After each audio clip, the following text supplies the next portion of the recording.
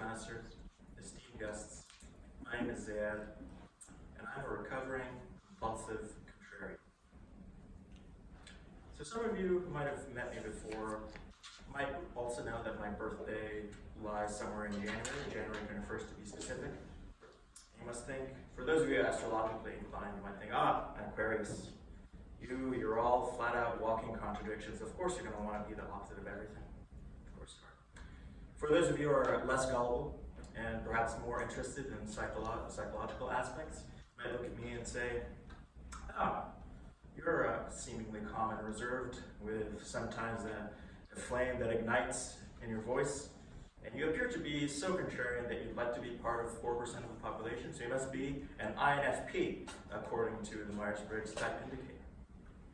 However, all of that is just to gloss over the fact that I love going against the tide. The way that I view, or viewed, in fact, originality is that it is the opposite of others' truths. My speech this evening will go over some of my particular opinions on pop culture.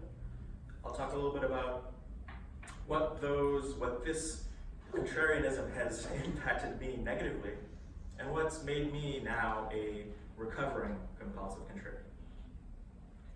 So first off, last week there was a musician with a large following who sold out Scotiabank Arena 2 nights in a row named John Mayer. Plays the guitar. I should be a huge fan of him, right? Like, I play the guitar all the time. I'm probably inspired by him. Forget about it. Not go to a single show. What I did go see was a little known act from Winnipeg who was playing in Oakville at a free show and at a place where I'd be bringing down the average age of the attendees by a significant margin. So that just gives you a taste of what I like in terms of music. If you could see me 10 years ago now, I would be that person in the YouTube comments saying, oh, I was so born in the wrong generation. Today's music is horrible. It is the worst. Pop music today is insufferable. Give me more of the Eagles, the Beatles, any band that starts with the, I'm for it. Don't even get me started about movies. I watch movies in a very particular way. I start off by opening up the Wikipedia page, reading the synopsis, gauging if I like the plot or not, and then I'll watch the movie. Now don't worry if you are afraid of spoilers, I'll never spoil the movie for you. But I'll always be watching with a sneaky grin throughout the movie, and always trying to make eye contact with you. It's like, I know more than you do about this. I know where this is going. Particularly sure that you're not going to like this, but I know that you're not going to like this, and I'm very content with that fact. You think that I won't have many friends like this, but somehow these people still want to hang out with me? I'm glad about that. I'm glad that you all have given me this platform to share a little bit about myself and give you some insight into how much of an annoying pedant I can be. But this compulsive, continuous contrarianism really conflicts with one's creative compulsions. Now, throughout my university career, I faced many assignments that ended up being late assignments, many assignments that ended up being trite, lame, and just because I could not bring myself to write anything.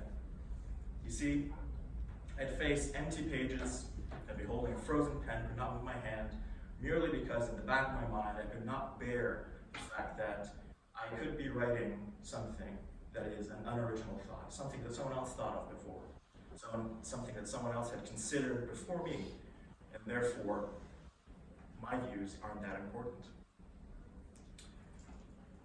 However, I'm pretty pleased to say that throughout the summer, I've faced a decent revelation where I'm not so held back by that compulsion.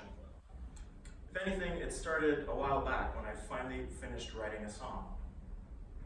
And when I shared it with one of my friends, she told me, you know what? I could really hear your musical influences in that piece. At the time, I was insulted. I was, wow, how dare you say that to me?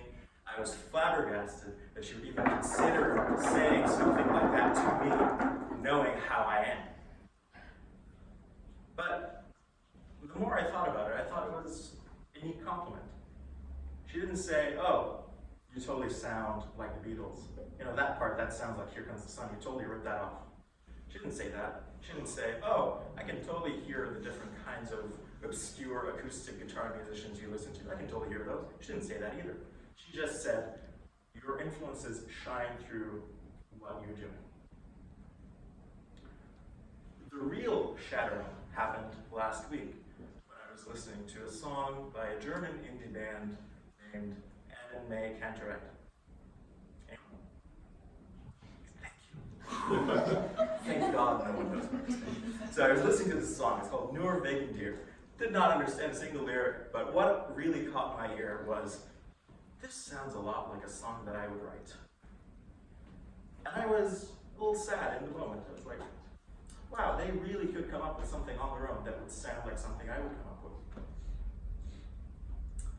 Well, you know what? That means they're pretty good too.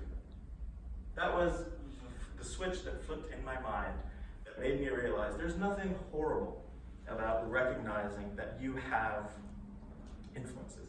There's nothing horrible about realizing that you take in everything that's around you, the people you talk to, the books you read, the movies you watch, the music you listen to. All of it is important. All of it is worthy of you to be able to digest and reinterpret for the rest of the world. I now have a different definition for originality. So it's a definition that I've not come up with. I'll close with it. It's by Voltaire. Originality is nothing but a judicious imitation. The most original writers borrowed from one another. Thank you.